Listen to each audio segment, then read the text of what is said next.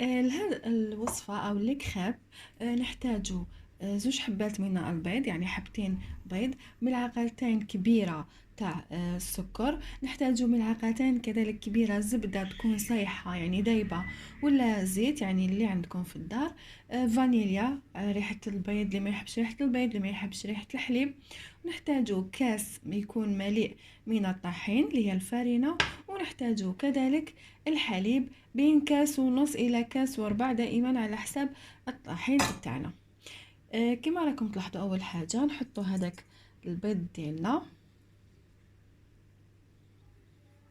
يعني هذه الوصفه سهله وخفيفه، واي وقت يعني تقدروا تعملوها وتجي بنينه ما شاء الله. يعني كما شفتوا حطيت البيض والسكر، ونزيد نحط الفانيليا، ودائما ما ننساوش قرصة الملح، يعني رشة خفيفة خفيفة تاع الملح، ونخلطوهم مع بعض كما راكم تشوفوا.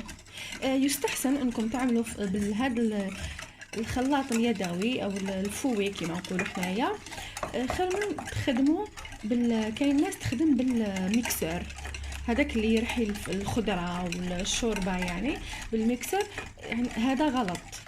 علاش؟ انه راح يعمل لك هذاك الخيوط، وحنايا الكريب ما نحتاجوش انه يكون فيه هذاك الخيوط تاع العجين او كما نقولوا حنايا معلك. هذه وصفه خفيفه كنتو ديروها يعني في كل اي وقت. يعني مثلا انا دركا راهي عندي الساعه 10 تاع الليل، تشهينا حاجه حلوه نط نديرها فيت في بالخف نكملو. والحشو بطبيعه الحال يكون يعني اختياري، عرفتوا؟ يعني الحشو دائما يكون اختياري. نزيدو نضيفو هذاك الكاس تاع الطحين. فقط انا الطحين باش يعني نعطيكم انه يكون كيفاش نقولوا مصفياتو ممخول يعني، ونخلطو هكذا كما شفتوا هنا. بعد ما خلطته شوفوا تحصلت على هذا القوام، نحطو اول كاس هذا بسم الله. ودائما الحشو يكون اختياري، كاين ناس تحب المربى، يعني مش شرط يكون فقط بالنوتيلا ولا كريم كما نقولوا حنايا شوكولاته الطلي، تحبوا بالفواكه اللي كان متوفر عندكم. المهم انه الواحد يدير حاجه تفرحو وتفرح العائله تاعو. صدقوني يعني هذا هي انا وصفه الكريب اللي دائما نستخدمها، وتجي خفيفه والله، غير تجي خفيفه كيما تاع المحلات. جربوها واعطوني رايكم، وان شاء الله ماكمش رايحين تندموا اذا جربتوا هذه الطريقه. كما شفتوا بعد ما خلطت بالكاس الاولاني راح نضيف ربع تاع كاس من الماء. يعني ها انا عندي شوكولاتة الطهي يعني النوتيلا مثلا، وعندي شوية تاع الفراولة، وعندي شوية تاع الموز رايحة نعمل بيها. الا كان عندكم فقط يعني الشوكولاتة فقط يعني عادي، ماشي قلت لكم ماشي ضروري الفواكه ولا، فقط تغيير. من بعد نحطوا الملعقتان تاع الزبدة تاعنا ولا الزيت، ماشي لازم يكون غير الزبده، مام الزيت معليش، معناتها فقط الزبده سبحان الله تعطيها واحد البنه خير من الزيت. ها في وقفه والله، غير في وقفه درتها معاكم، معناتها ما كان لا مونتاج ولا حتى حاجه، في وقفه راني نخدم معاكم. نخلطو مليح كيما هكا. هذا هو القوام اللي تحصلنا عليه واللي نحتاجه، معناتها ما ديروهاش ثقيله بزاف، خلوها دائما تكون خفيفه. علاش؟ لانه اصلا رانا رايحين نخلوها ترتاح بين ربع ساعه الى 20 دقيقه، معناتها راهي رايحه يعني تزيد تتماسك اكثر واكثر. هنا واش نديرو؟ نصفيو الخليط تاعنا، نصفيوه يعني ضروري. دوك تشوفوه علاش، لانه يعني باش ما نعملوش بالميكسر.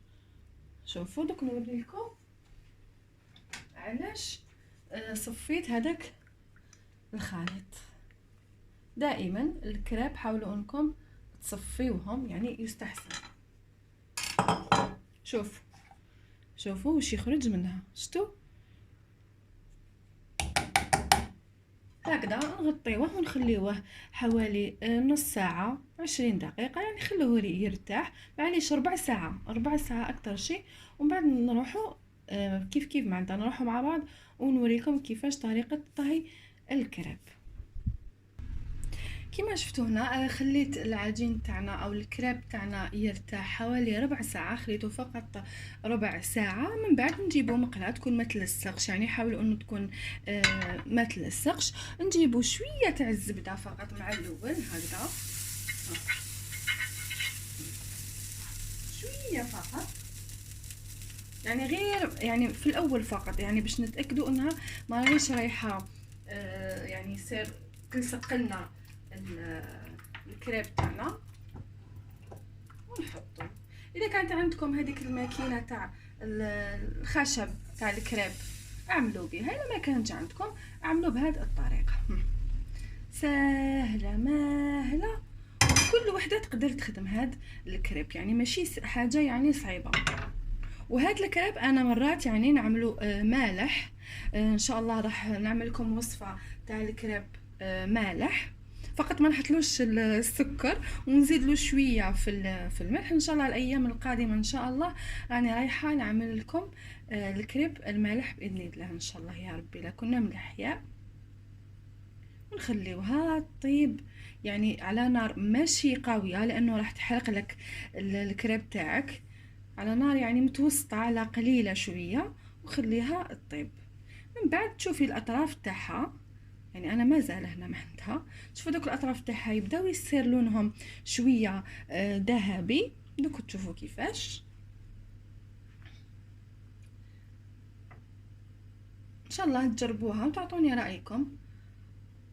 وهاد الوصفه كما راكم تلاحظونها وصفه يعني سهله واقتصاديه، معناتها ما فيهاش حاجه يعني مكلفه. ونرجع نقول التزيين او الحشو يكون يعني اختياري، ما تتقيدوش بحاجه معينه. يعني انا عندي مثلا قلت لكم موز وشوكولاته وفراوله، راني رايحه نعمل، ما كانش عندي فقط شوكولاته نعملها. كاين ناس كما قلت لكم في الاول تحبها بالمربى، عندها تقدروا تعملوا كيما تحبوا نتوما.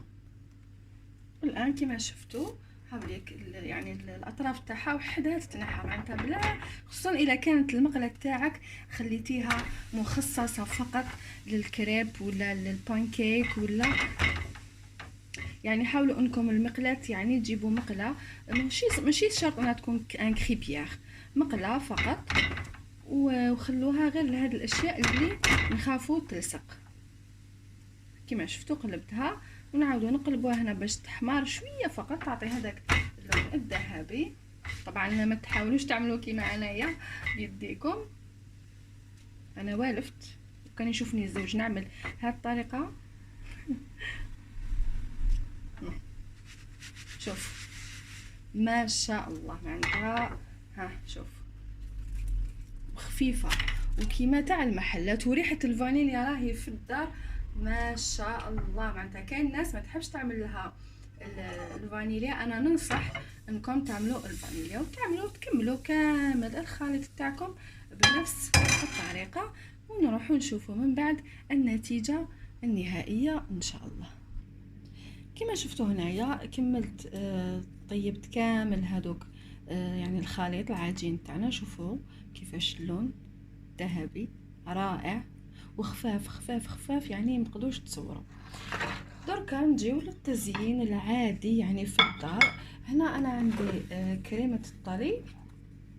شوفوا كريمه الطلي الا كان عندكم ميكرووند يعني ميكروويف حطوا فيها هذه كريمه يعني طلي واش اسمها نوتيلا مثلا، ولا يعني شوكولاته الطلي تحطوها وتذوب. الا ما كانش عندكم ميكروويف واش ديروا، حطوا طنجره خليو فيها ماء يكون يغلي وحطوا العلبه تاعكم الداخل، من بعد راح تذوب معاكم يعني عادي. ها شوف دابت عادي معناتها كيما الميكروويف يعني. ها ما تقولوش ما عندناش ولا، يعني نقدروا نديروا اي حاجه يعني بالشيء يعني اللي موجود في المنزل. نجيبو نحطو شويه تاع الشوكولاته، نطليو فيها شويه تاع الشوكولاته هكذا، سهله وبسيطه والاطفال والكبار كاملين راح يحبوها. يعني هكذا لصقت. صدقوني جربوها ماكمش رايحين يعني تندموا. من بعد واش ندير؟ نحط هكذا، نزيد تحبوا تخلوها كيما راهي وتحبوا تطويوها هكا. انا يعني صراحه نفضلها تكون هكا للتزيين. نحطوا فيها مثلا الموز. سهله كما نقولوا احنا في الجزائر، سهله مهله، غير اللي ما تحبش تخدم. ونجيبو هكذا. الا كانت عندك بوشادوي ولا ديري بها، الا ما كانش عندك هكذا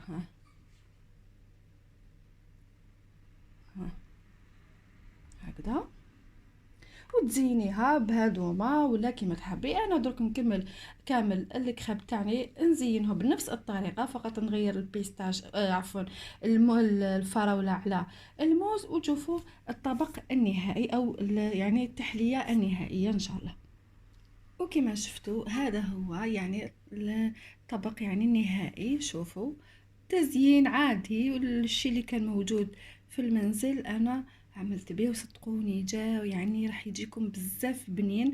انا شحال من مره يعني هذه الوصفه تاعي تاع الكريب اللي دائما نعتمدها، وتجي بزاف خفيفه وتجي كيما تاع المحلات. اذا كان عندكم مثلا اوريو ولا تقدروا عندها تحطوها كذلك للتزيين. يعني التزيين دائما يبقى اختياري صح كامل في العجينه. ما تنسوناش في لايك ومتابعه ومشاركه، وشاهيناكم في الجنه.